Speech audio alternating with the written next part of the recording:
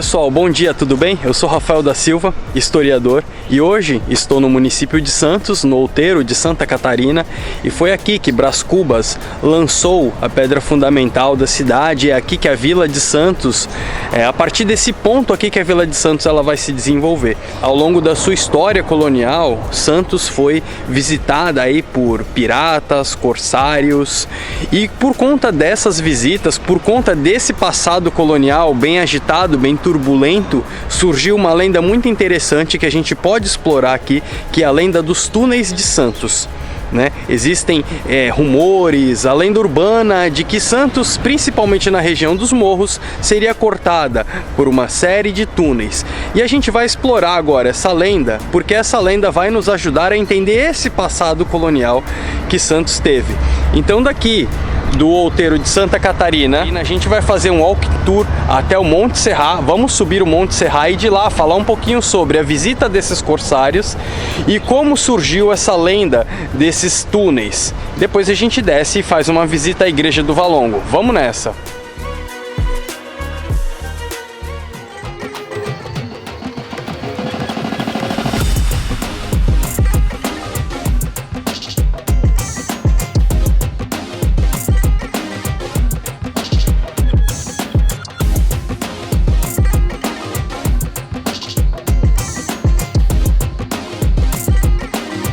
Então agora a gente vai aproveitar a lenda dos túneis de Santos, vamos conhecer um pouquinho do centro da cidade de Santos e vamos bater um papo sobre a história colonial da cidade. Vamos nessa!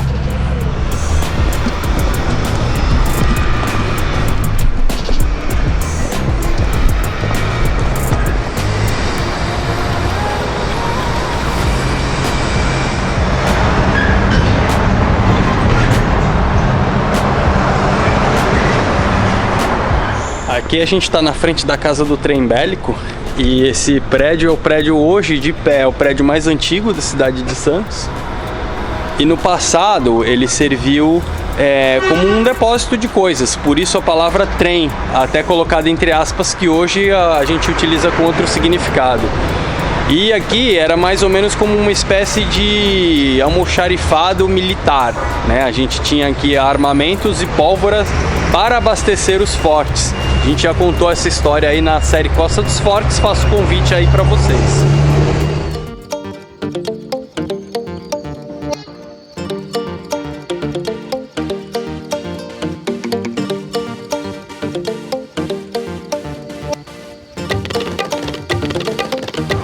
Agora eu estou na Praça da República e aqui à minha direita o prédio da Alfândega. A Praça da República ela é uma homenagem à proclamação da República. Santos é uma cidade republicana, então a maioria das ruas e avenidas que a gente tem aqui faz referência a esse período da proclamação da República, porque coincide também com um período de modernização da cidade.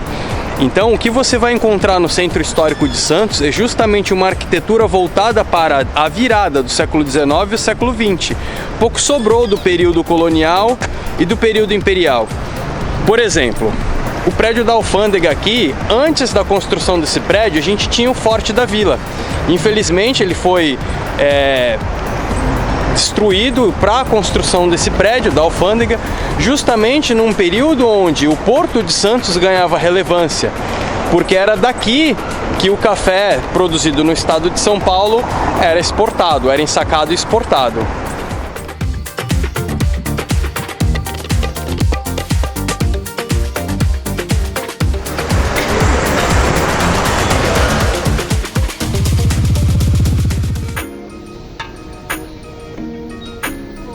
Olha só, pessoal, que surpresa boa! Eu vi aí o banheiro, a última vez que eu vim aqui era um banheiro e transformaram numa sala imersiva sobre a biografia de José Bonifácio. Estou muito surpreso, parabéns para a cidade de Santos. É um lugar bem interessante, aberto ao público, tá? E aqui dentro, nessa imersão, tem um painel interativo onde você consegue detalhes aí da carreira, da vida de José Bonifácio.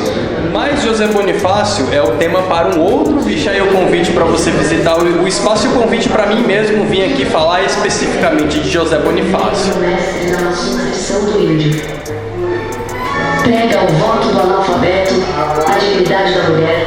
Agora a gente deixa a Praça José Bonifácio para trás e vamos em direção ao Monte Serra. Mas a gente está no caminho da Irmandade Nossa Senhora do Rosário, que era uma irmandade que protegia negros escravizados e por conta disso também está incluso na lenda dos túneis da cidade de Santos.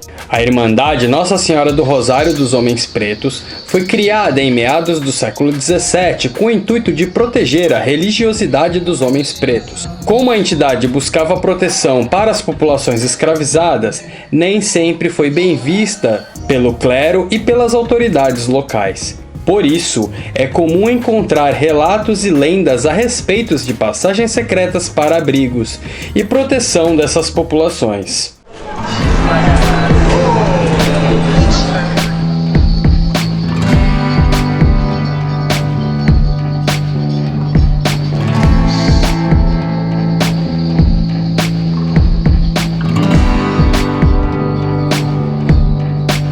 A capela Nossa Senhora do Rosário, ela foi erguida em meados do século XVIII.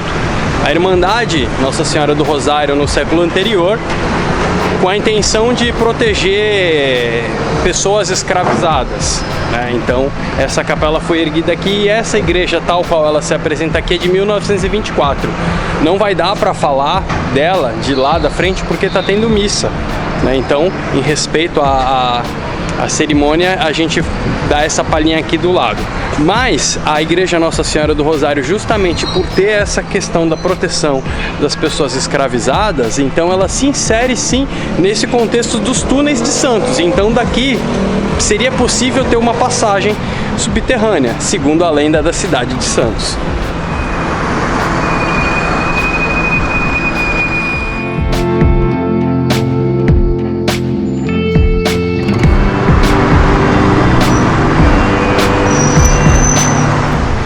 Praça Correia de Melo, agora a gente vai ter duas opções. Ou a gente sobe andando o Monte Serra, ou a gente vai de bondinho. Se tiver bonde rápido para sair já, a gente vai nele. Se não, vamos a pé mesmo, porque o tempo tá meio apertado.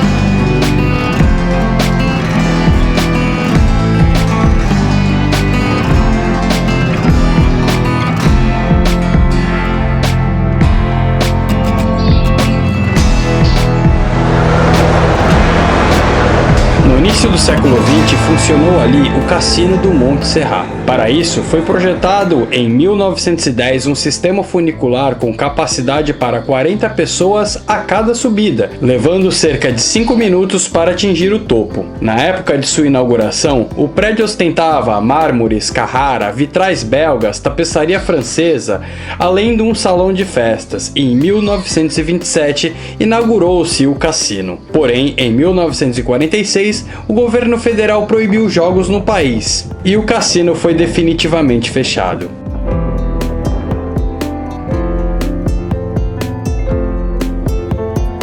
Pessoal, na minha opinião, essa daqui é sem dúvida a vista mais bonita da cidade de Santos. E hoje o dia está realmente privilegiado para isso. E é daqui que a gente consegue ter uma vista muito legal do centro histórico, da Baía de Santos e também lá do Forte Santo Amaro. Então dá pra gente contextualizar toda essa história da chegada dos corsários, Fenton, entre outros, e também abordar a questão da lenda dos túneis de Santos. A gente tem 4 túneis, a gente já vai descer lá para falar do Valongo, que é um deles, que interligaria o mosteiro de São Bento com o Valongo, ok? E mais uns 3 ou 4 espalhados aqui por essa região dos morros, inclusive um estaria bem aqui embaixo, da onde eu estou, no Monte Serra. Mas houve um desmoronamento e a prefeitura, na década de 20 do século 20, acabou concretando tudo e essa história, se for verdadeira, ela se perdeu.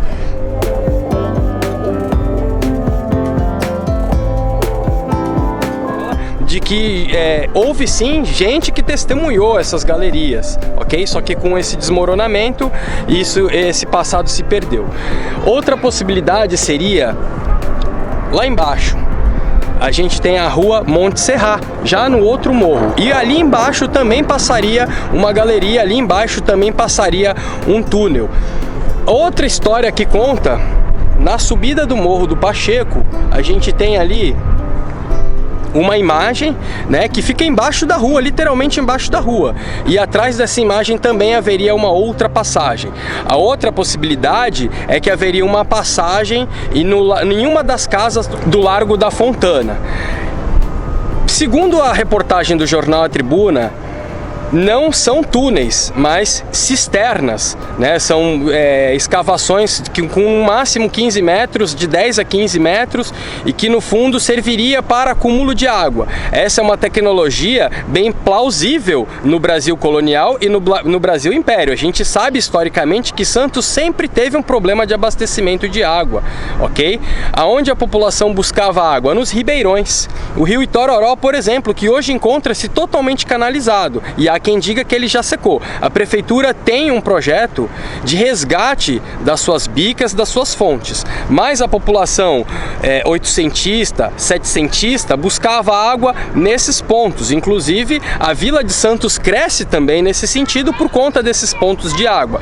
Mas na medida em que a população vai crescendo, principalmente com a chegada do café, isso já numa outra temporalidade, a gente tem um sério problema de abastecimento aqui. Então é plausível sim que essas pessoas utilizassem dessas tecnologias que elas já eram conhecidas desde a Idade Média para a escavação desses morros e construção de cisternas, né? A própria água que escorre pelas fendas das rochas iria encher esses locais de água onde a população poderia retirar água dali. Agora, não que eu esteja duvidando da possibilidade de túneis na cidade de Santos, mas eu acredito que seria um esforço muito grande, um esforço plausível, talvez, no século XVI, quando a cana-de-açúcar era muito forte aqui, quando a coroa espanhola constrói, por exemplo, o Forte de Santo Amaro, depois do episódio de Fenton. Seja como for, eu não acredito que essas pessoas empregaram tamanho esforço para a construção dessas galerias que cortariam todo o morro, ok? Interligando com pontos envolvidos com a escravidão e principalmente com o mosteiro de São Bento, que a gente ainda vai conhecer ainda hoje. A gente tem então a Irmandade Nossa Senhora do Rosário. Na questão dos negros escravizados, a gente tem no Jabaquara a presença de um quilombo, inclusive foi alvo de pesquisa arqueológica quando construíram a arena ali, ok? Porque por aquela região existia um quilombo. É muito mais plausível a gente imaginar que essas pessoas escravizadas ou em fuga, elas utilizavam trilhas. Isso sim, porque a gente pode perceber entre o morro do Monte Serra, esse que a gente está aqui, e o próximo morro, um caminho bem viável de se fazer por trilhas, e provavelmente era isso que se fazia, ok? Agora, nada impede também essa população de buscar formas de se proteger desses ataques de corsários, que é uma realidade, acontecia, ok? Tanto que a gente tem uma cidade bem fortificada, e utilizar essas redes de túneis para esconderijo ou para mudar de uma posição para outra. Bom, então para recapitular, a gente tem a Igreja do Valongo. Da Igreja do Valongo haveria uma galeria subterrânea para o Mosteiro de São Bento. Do Mosteiro do São Bento nós teríamos uma galeria para a gruta ali, que encontra a imagem, e também tínhamos uma galeria passando sob a rua Monte Serra, aquela rua que dá acesso aos morros, e a gente teria também uma passagem do Jabaquara ao Morro do Sabuó. Essas são as passagens que compõem a lenda dos túneis de Santos. É uma lenda linda e é uma lenda urbana que nos ajuda a entender o passado colonial da cidade de Santos.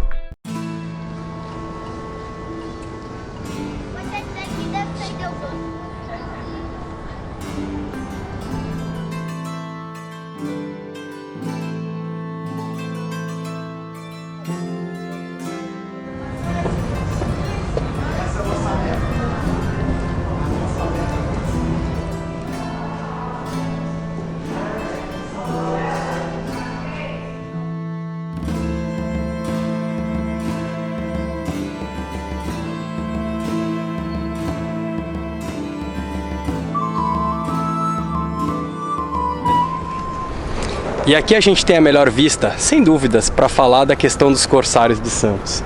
O Fenton, então ele seguindo os rumos aí de Drake, né, de Francis Drake, ele aportou aqui, possivelmente ele aportou na entrada do estuário ou mais próximo do engenho de Jerônimo Leitão, né? A gente tem para lá, para aquela direção São Vicente e para aquela direção a entrada do canal do estuário, tá? Então daqui a gente consegue ver inclusive o outro lado da ilha de Santo Amaro, tá? Então o Monte Serra desde o começo foi uma vista muito importante na história da cidade de Santos, porque daqui primeiro se fazia a defesa da invasão dos índios tupinambás e depois da presença desses corsários.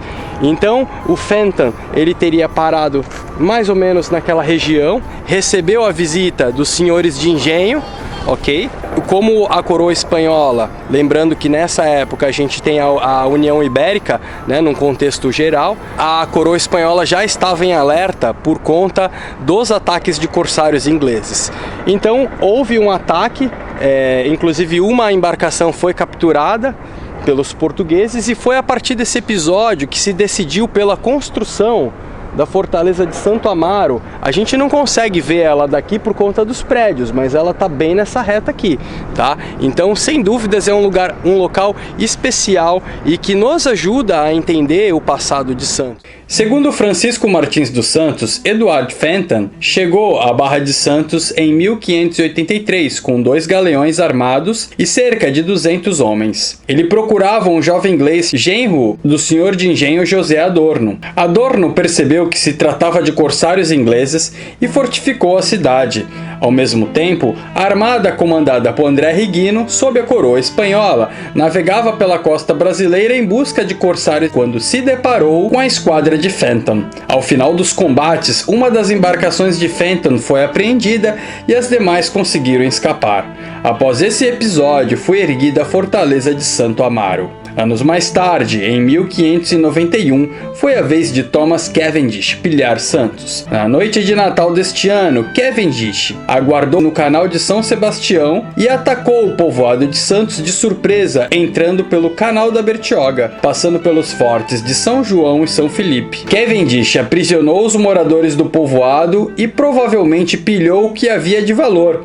No dia seguinte, queimou todas as embarcações e atacou a vila de São Vicente por terra, provavelmente passando pelo caminho que daria acesso ao engenho dos Erasmos. Cavendish permaneceu na região por 2 meses antes de rumar ao sul. Sua intenção era atravessar o Estreito de Magalhães. Como não conseguiu, regressou a Santos novamente. Dessa vez, a população estava preparada. Ferido, Cavendish tentou regressar à Inglaterra e morreu no caminho, possivelmente no litoral de Pernambuco. Em 1615, foi a vez do holandês Joris von Spielberg atacar as vilas de Santos e São Vicente com 5 embarcações.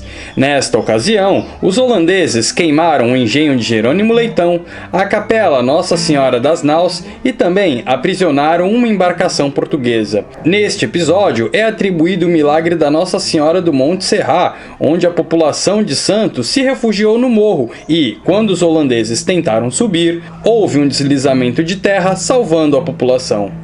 Fica aí o convite para você que não é de Santos vir conhecer esse lugar incrível. Ou você sobe pelas escadas, pelas escadarias, são 100 e poucos degraus, não me lembro agora ao certo quantos são, e a possibilidade de você vir também no bonde, no sistema funicular. Local incrível, o próprio bonde do sistema funicular conta a sua história, conta a história do cassino. A gente tem Nossa Senhora do Monte Serra, a gente tem o Monte Serra no contexto da história de Santos e uma vista incrível, uma vista linda de toda a região. Agora a gente vai descer correndo porque o próximo bondinho já está descendo e a gente vai para a igreja do Valongo. Vamos nessa, pessoal!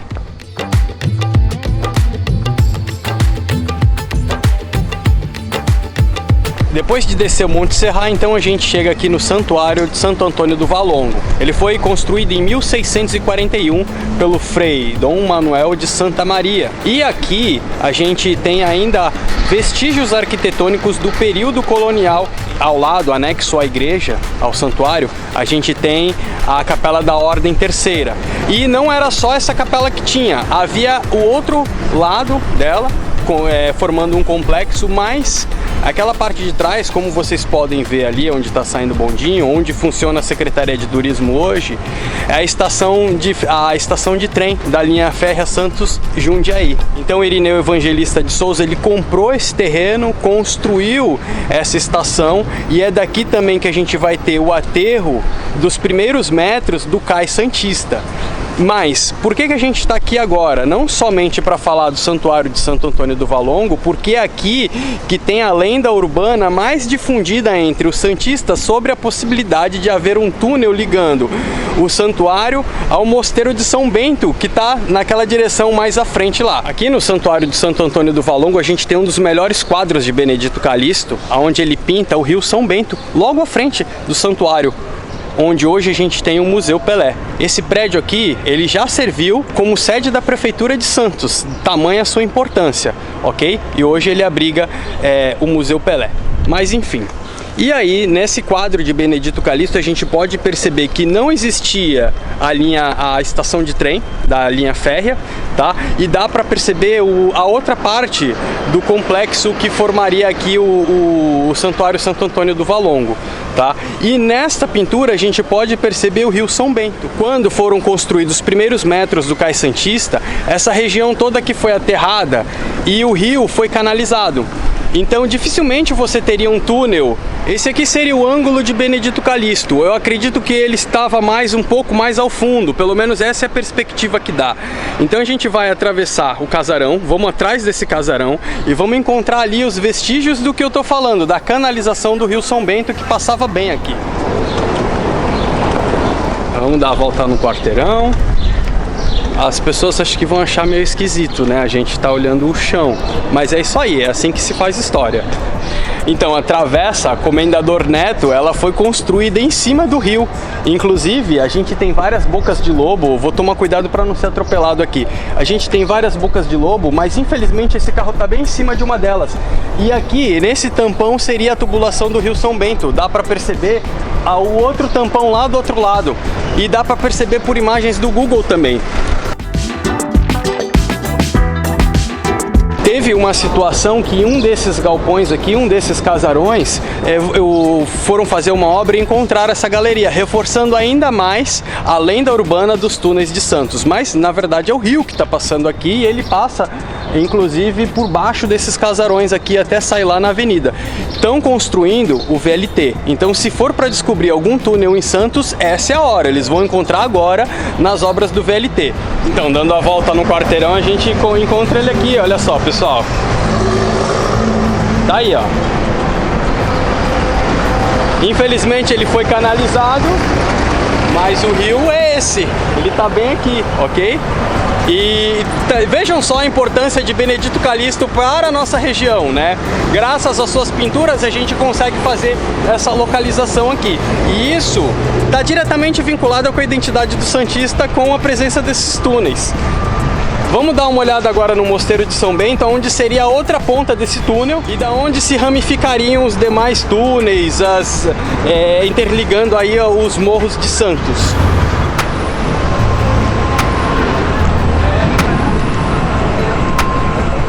Muito louco, né, galera? A gente tem uma construção com estilo barroco e do lado já uma construção de uma outra temporalidade, de um outro período de relevância do Porto de Santos. Muito legal.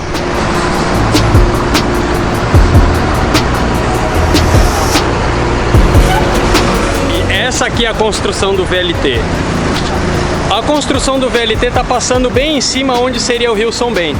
Na reta dele, na verdade, o túnel estaria mais ali na frente e o rio está passando aqui atrás.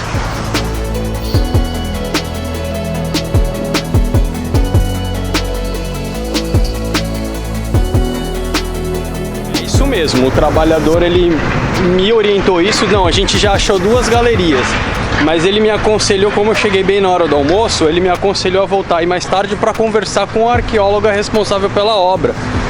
Mas eu ainda assim acredito que a galeria do rio São Bento é uma dessas que está passando aqui, tá? Os trabalhadores já me confirmaram, mais tarde eu volto aí para conversar com a arqueóloga responsável pela obra.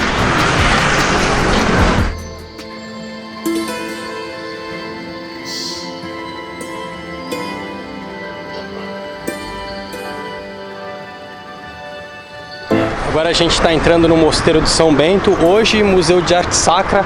Quem administra aqui é a Unisantos, a Universidade Católica de Santos. E essa construção começou a ser erguida em meados do século XVII.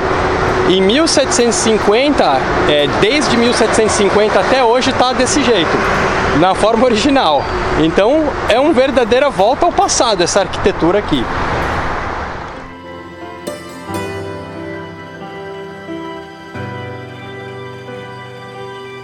Infelizmente, é proibido filmar o interior do Mosteiro de São Bento, porque possui um acervo inestimável de peças sacras que remontam ao período colonial. Justamente por isso é proibido fazer qualquer tipo de registro do acervo.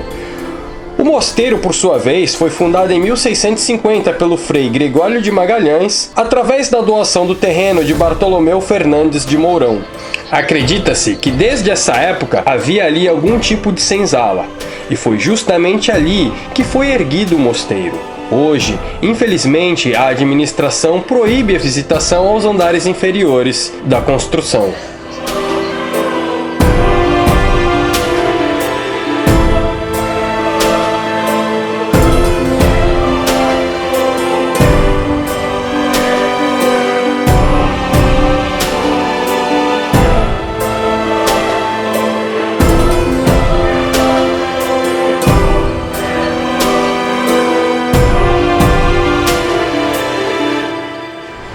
Infelizmente, a gente não pode filmar dentro do mosteiro, tá? Não pode filmar, não pode fazer anotação, não pode fazer nada, porque o acervo é muito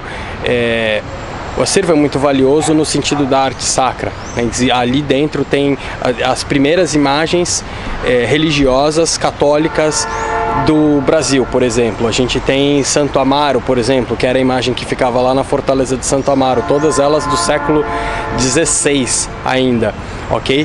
Então, infelizmente a gente não pôde fazer esse registro, mas aqui todo esse terreno pertencia ao mestre Bartolomeu Fernandes, tá? E ele então faz a doação à ordem e é construída a capela. E mais tarde, em 1720, é construído o mosteiro, ok? Mas quando ele faz essa doação, uma das suas exigências era que ele seria enterrado, ele e toda a sua família seria enterrado por aqui.